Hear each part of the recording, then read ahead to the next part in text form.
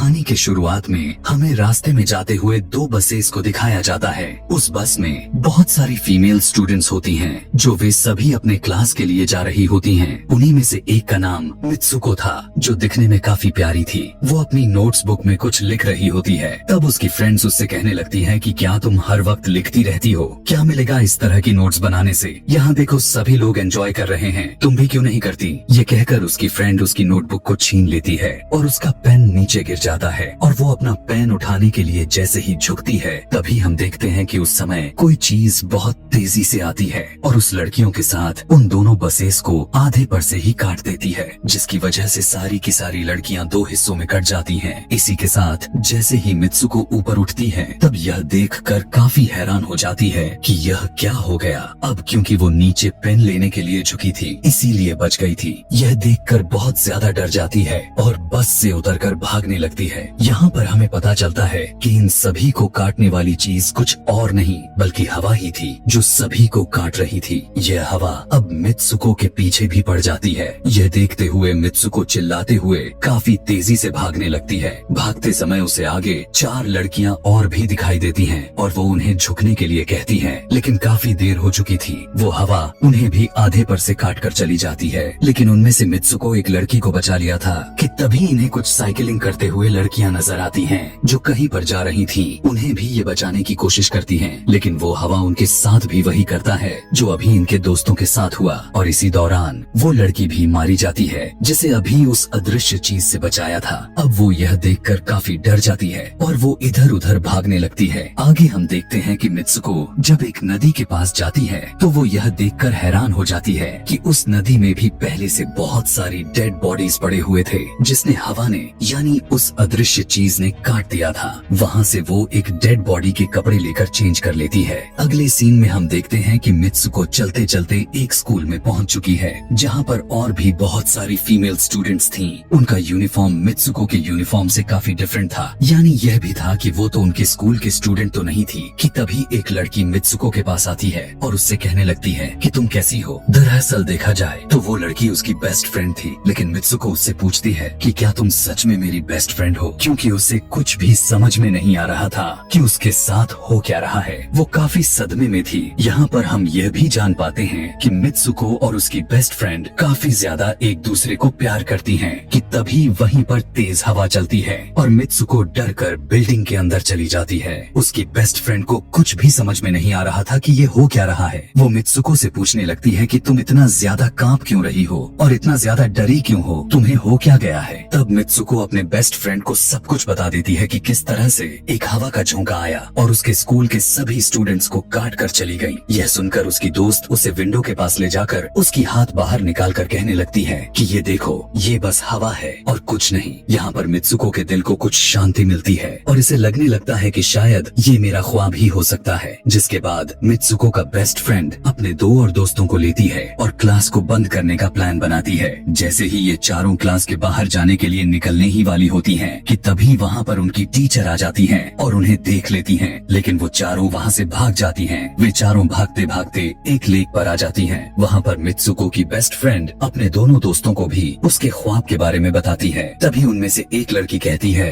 कि हो सकता है कि यह सच हो, जैसे मिरर वर्ल्ड होती है जहाँ पर इस दुनिया से ऑपोजिट यानी उल्टा होता है। यह कहकर वो तालाब में एक पत्थर फेंक कर कहने लगती है कि देखो, यहाँ पर मैंने तो पत्थर फेंका है, लेकिन हो सकता है कि दूसरी दुनिया में मैंने ऐसा ना किया हो। कि तभी अचानक से उस तालाब में से एक क्रोकोडाइल निकल कर आता है, उसमें से एक लड़की को खा जाता है। फिर वो लड़की कहने लगती है कि देखो, मैंने कहा था ना, जो इस दुनिया में होता है वो उस दुनिया में बिल्कुल भी नहीं होता, और जो उस दुनिया में हो रहा है वो इस दुनिया में नहीं हो सकता। तो इसको भी उसी दुनिया में मगरमच्छ ने खाया है। और यहाँ पर ये देखो, ये तो बिल्कुल सेफ है। उसी लेक के पास एक बिस्तर यानी एक बेड नजर आता है। ये चारों उस बेड से तकिए को उठाकर खेलने लगती हैं कि तभी हम देखते हैं दूर से 2 लड़कियां इन्हें देख रही थीं। उन दोनों लड़कियों में से एक ब्राइडल बनी हुई थी, क्योंकि ये दोनों लड़कियां आपस में एक दूसरे से शादी कर ली थीं। जिसके बाद उनमें से एक फ्रेंड बताती है कि हमें कुछ ऐसा करना होगा जो उस दुनिया में इम्पॉसिबल हो, क्योंकि हमारे हमारी किस्मत तो पहले से लिखी जा चुकी है, लेकिन हम इसे बदल भी सकते हैं। जिसके बाद ये सभी लड़कियां अपने स्कूल में वापस आती हैं और नेक्स्ट लेक्चर लेने के लिए क्लास में चली जाती हैं कि तभी मित्सुको देखती है उसके पास एक तकिया पड़ा हुआ है। अब जैसे ही वो इस तकिए को उठाने के लिए नीचे झुकती है कि तभी उसकी टीचर पूरे क्लास में गन से फायर करने लगती है और जैसे ही मित्सुको उस तकिए को उठाकर ऊपर देखती है तो उसके क्लास के सभी लड़कियां मारी जा चुकी होती हैं और यहाँ पर एक बार फिर वो बच जाती है जैसे पिछली बार अपने ड्रीम्स में बच गई थी। मित्सुको की टीचर उसके पास आकर कहती है कि तुम्हारी हिम्मत कैसे हो गई, इस क्लास को बंद करने की, तुम्हारा भी मरना तय है। कि तभी उसी वक्त दो लड़कियां और आ जाती हैं और मित्सुको को बचाकर वहाँ से भागने की कोशिश करती है, लेकिन एक दूसरी टीचर वहाँ पर आकर उन दोनों लड़कियों को मौत के घाट उतार देती है। अब जितने भी स्टूडेंट्स की जान बच गई थी, मित्सुको उनके साथ बाहर भागने लगती हैं, लेकिन स्कूल की सभी टीचर्स उन सभी लड़कियों पर फायरिंग करने लग जाती हैं। अब यहाँ पर फायरिंग के दौरान सभी लड़कियां जैसे ही वहाँ से बाहर आती हैं, तो यहाँ पर हवा उन्हें काट देती है। यहाँ पर अब मित्सुको यहाँ पर एक बार फिर से अकेली रह जाती है और वो वहाँ से भागकर क्राउड एरिया से होता हुआ पुलिस स्टेशन में जाती है। वो वहाँ पर सब कुछ बताने लगती है। उसकी यह बात सुनने के बाद पुलिस वाली लड़की उससे कहती है कि लेकिन तुमने स्कूल वाली कपड़े तो नहीं पहने हुए हैं। और जब वो उसके सामने एक मिरर को रखती है तब मित्सुको उस मिरर में देखती है कि वो तो एकदम से बदल गई होती है और लोग उसे मित्सुको के नाम से नहीं बल्कि उसे किसी और नाम से बुला रहे थे। यहाँ पर हमें पता चलता है कि उसकी शादी होने वाली थी। तब वही पुलिस ऑफिसर उसे उसकी शादी के लिए लेकर जाती है। यह देखकर आसपास के लोग उसे कॉन्ग्रेचुलेशंस दे रहे थे। अब जैसे ही वे सभी उसे लेकर चर्च पहुँचते हैं तो मित्सुको को बेस्ट फ्रेंड भी वहीं पर मौजूद होती है। मित्सुको उससे पूछने लगती है कि यह सब मेरे साथ क्या हो रहा है। तब उसकी दोस्त उससे कहती है कि अभी खामोश रहो, हम अभी किसी के कंट्रोल में हैं, बस जैसा मैं कहूँ तो तुम वैसा ही करो। और यह कहते हुए वो उसका वेडिंग ड्रेस पहनाती है और उसे वहाँ जाने के लिए कहती है। अब जैसे ही वो अपनी मैरिज सेरेमनी के लिए आगे बढ़ती है तो वहाँ की सभी लड़कियाँ उसका मजाक उड़ाने लगती हैं। यह देखकर उसकी बेस्ट फ्रेंड एक एक करके सभी को मारना शुरू कर देती है। जिसके बाद जैसे ही मित्सुको आगे बढ़ती है तो उसके ग्रूम की जगह एक ताबूत खड़ा हुआ नजर आता है।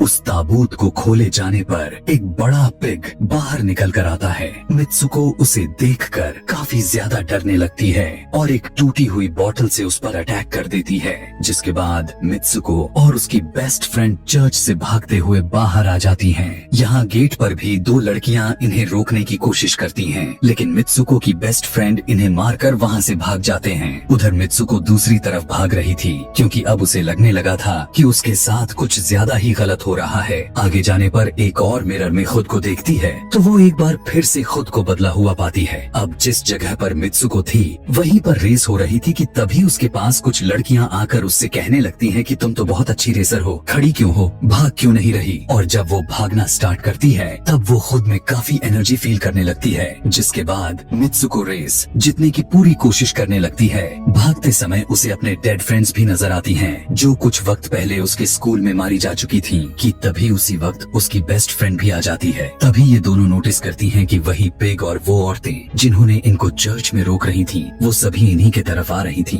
भागते समय कुछ लड़कियां मित्सुको से कहने लगती हैं कि इस दुनिया से बाहर चली जाओ। इसके बाद हम आगे देखते हैं कि मित्सुको भागते भागते एक सुनसान अंधेरी जगह पर आ जाती है। वहीं पर कुछ स्टूडेंट्स नजर आती हैं जिन्होंने यूनिफॉर्म पहना हुआ था। वो सभी लड़कियां मित्सुको से कहने लगती हैं कि हम सभी मरे हुए हैं और तुम्हें भी मार देंगे। लेकिन तभी मित्सुको की बेस्ट फ्रेंड वहाँ पर आकर उस लड़की को मारकर वहाँ से मित्सुको को भगा ले जाती है। मित्सुको की बेस्ट फ्रेंड उसे अपना नाम जोर जोर से पुकारने के लिए कहती है, जिस पर मित्सुको अपना नाम जोर जोर से लेने लगती है। इसी के साथ मित्सुको अपना असली रूप में वापस आ जाती है। उसकी बेस्ट फ्रेंड उसे अपना हाथ दिखाते हुए कहती है कि प्लीज मेरे हाथ में जो वायर लगी हुई है उसे बाहर खींच दो ताकि मैं इस दुनिया से बाहर जा सकूं। लेकिन मित्सुको को डर भी था कि कहीं यह वायर खींचने से उसकी जान न चली जाए। और क्योंकि मित्सुको अपने बेस्ट फ्रेंड को काफी ज्यादा प्यार करती थी इसलिए वो ऐसा नहीं करना चाहती थी, लेकिन ज्यादा उसे फोर्स करने पर वो उसकी वायर्स खींच देती है।